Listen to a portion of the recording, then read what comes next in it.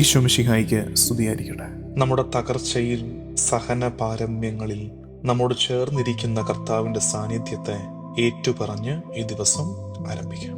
ഒരുമിച്ച് കുരിശ് വരയ്ക്കാം.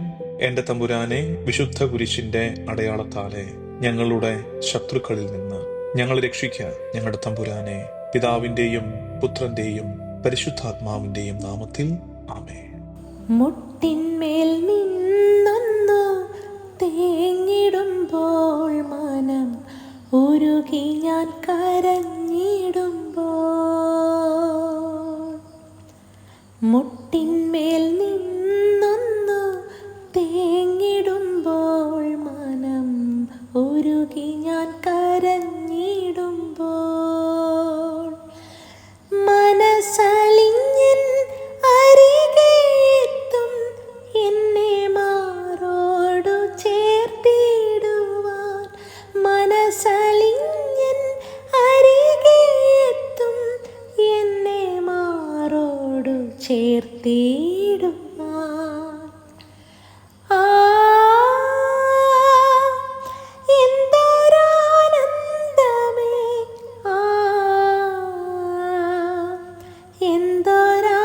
എന്തൊരാശ്ചര്യമേ എൻ്റെ താതൻ്റെ സാന്നിധ്യമറിയുന്നു ഞാനീ ജീവിതയാത്രകളിൽ. എൻ്റെ താതൻ്റെ സാന്നിധ്യമറിയുന്നു ഞാനീ ജീവിതയാത്രകളിൽ. 34 സങ്കീർത്തനം 18 വാക്യം. ഹൃദയം നുറുങ്ങിയവർക്ക് കർത്താവ് സമീപസ്ഥനാണ്, മനമുരുകിയവരെ അവിടുന്ന് രക്ഷിക്കുന്നു. ഹൃദയം നുറുങ്ങിയവർക്ക് കർത്താവ് സമീപസ്ഥനാണ്. 34 സങ്കീർത്തനം ദാവീദിന്റെ കൃതജ്ഞതാ ഗീതമാണ്. 1 സാമുവേൽ 21 അധ്യായത്തിൽ നമ്മൾ കാണുന്ന ദാവീദ് കടന്നു പോകുന്ന ഒരു നിരാശയുടെ ഘട്ടമുണ്ട്. അവൻ ഭയം, നാണക്കേട്, അവ്യക്തത, ഒഴിവാക്കപ്പെടൽ ഇവയിലൂടെയൊക്കെ കടന്നുപോയ ഒരു നേരം. ആ അനുഭവത്തിൽ അവൻ തിരിച്ചറിഞ്ഞ ഒരു വലിയ സത്യമുണ്ട്. God is not distant from those who suffer. സഹിക്കുന്നവരിൽ നിന്ന് ദൈവം അകലെയല്ല എന്ന്. സമീപസ്ഥനാണ് എന്നതിന് ഉപയോഗിച്ചിരിക്കുന്ന ഹീബ്രു വാക്ക് ഹാറോ. അത് ഒരു ശാരീരിക സാമീപ്യത്തെ മാത്രം സൂചിപ്പിക്കുന്നതല്ല, മറിച്ച് കർത്താവിന്റെ സജീവ സാന്നിധ്യം, സംരക്ഷണം, ഉടമ്പടിയുടെ സ്നേഹം, കവനന്റൽ ലവ്, അതിനെയാണ് സൂചിപ്പിക്കുന്നത്. നമ്മുടെ സഹന നേരങ്ങളിൽ കർത്താവ് ഒരു കാഴ്ചക്കാരനായി മാറി നിൽക്കുകയല്ലെന്ന്.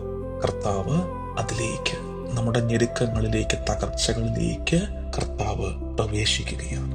ഹൃദയം നുറുങ്ങിയവർ എന്നതുകൊണ്ട് ഉദ്ദേശിച്ചിരിക്കുന്നത് പ്രത്യാശ ഇല്ലാണ്ടായിപ്പോയവർ, ഹൃദയങ്ങളിൽ മുറിവേറ്റവർ, നിരാശയുടെ, ചതിയുടെ, ഒറ്റപ്പെടലിന്റെ, നഷ്ടങ്ങളുടെ മുറിവുകൾ തീർന്നു. മനമുരുകിയവർ, those who feel exhausted, മെഴുകുതിരി പോലെ മനസ്സുരുകി തീർന്നു പോകുന്നവർ, ജീവിതത്തിന്റെ ഭാരത്തെ താങ്ങാൻ കഴിയാതെ കൂനിക്കൂടി പോകുന്നവർ. ഈ സങ്കീർത്തനം നമുക്ക് നൽകുന്ന വാഗ്ദാനം not the immediate removal of suffering. ഇപ്പോ സഹനം മാറ്റിത്തരാം എന്നല്ല, മാറ്റും എന്നല്ല, മറിച്ച് അതിനേക്കാൾ ഉപരിയായ ഒന്ന്, സഹനമുഖങ്ങളിൽ കർത്താവിന്റെ സാന്നിധ്യം. ചില നേരങ്ങളിൽ നമുക്കും തോന്നിപ്പോകും, പല ആവർത്തി നമ്മൾ ഈ പ്രാർത്ഥനയിൽ തന്നെ പങ്കുവെച്ചതാണ്, ദൈവം നിശബ്ദനായിരിക്കുന്ന അനുഭവം. നമ്മളെ മറന്നുപോയോ എന്ന് നമ്മൾ സങ്കടപ്പെടുന്ന നേരം. ഇനി അത്തരം അനുഭവങ്ങളിൽ തിരിച്ചറിയണം, ആ നേരങ്ങളിലാണ് ഈശോ ഏറ്റവും ചാരത്ത് ഉള്ളത്. ഈ വേദനകൾക്കും സഹനങ്ങൾക്കും ഒരു പ്രത്യേകതയുണ്ട്. നമ്മൾ തഴയപ്പെട്ടു, നമ്മൾ അവഗണിക്കപ്പെട്ടു എന്ന് നമ്മളെ കൺവിൻസ് ചെയ്യാൻ വേദനകൾക്കും സഹനങ്ങൾക്കും കഴിയും. ആ നേരങ്ങളിലാണ് നമ്മുടെ വിശ്വാസം നമ്മെ ഓർമ്മിപ്പിക്കേണ്ടത്, നീ കർത്താവിൽ നിന്ന് അകലെയല്ല, നിന്റെ ദൈവം നിന്നിൽ നിന്ന് അകലെയല്ല എന്ന്. കുരിശാണ് അതിന്റെ ഏറ്റവും വലിയ തെളിവ്. മനുഷ്യന്റെ സഹന പാരമ്യങ്ങളിലേക്ക് കർത്താവ് പ്രവേശിച്ചതാണ്. സങ്കടങ്ങളിലേക്ക്, ഒഴിവാക്കപ്പെടലുകളിലേക്ക്, സഹനങ്ങളിലേക്കൊക്കെ കർത്താവ് പ്രവേശിച്ചതാണ് അവന്റെ കുരിശ്.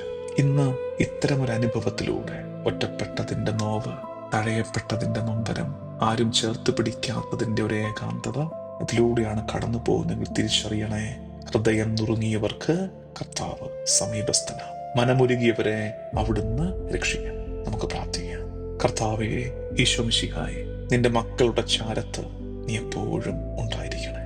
ഞങ്ങളുടെ ഹൃദയങ്ങൾക്ക് മുറിവേറ്റിരിക്കുമ്പോൾ, ഞങ്ങളുടെ ചൈതന്യം നഷ്ടപ്പെട്ടു പോകുമ്പോൾ, വാക്കുകൾ ഞങ്ങൾക്ക് നൊമ്പരങ്ങളാകുമ്പോൾ നീ എപ്പോഴും ഞങ്ങളെ ഓർമ്മിപ്പിക്കണേ, നീ കൂടെ ഉണ്ടെന്ന്.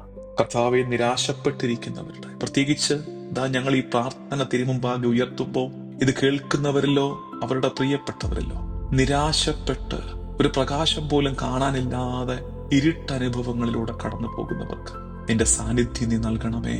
നിന്റെ തിരുമുഖം അവരുടെ മേൽ നീ പ്രകാശിപ്പിക്കണേ. ഈ ദിവസത്തിന്റെ മുഴുവൻ വ്യാപാരങ്ങളെയും കർത്താവിന് വിട്ടുകൊടുത്ത് ദിവസത്തിന്റെ ആശീർവാദം സ്വീകരിക്കാം. നമ്മുടെ കർത്താവ് ഈശോ മിശിഹായുടെ കൃപയും പിതാവായ ദൈവത്തിന്റെ സ്നേഹവും പരിശുദ്ധാത്മാവിന്റെ സഹവാസവും എന്നും എക്കാലവും കൂടെ ഉണ്ടായിരിക്കട്ടെ, ഇപ്പോഴും എപ്പോഴും എന്നേക്കും. ആമേൻ.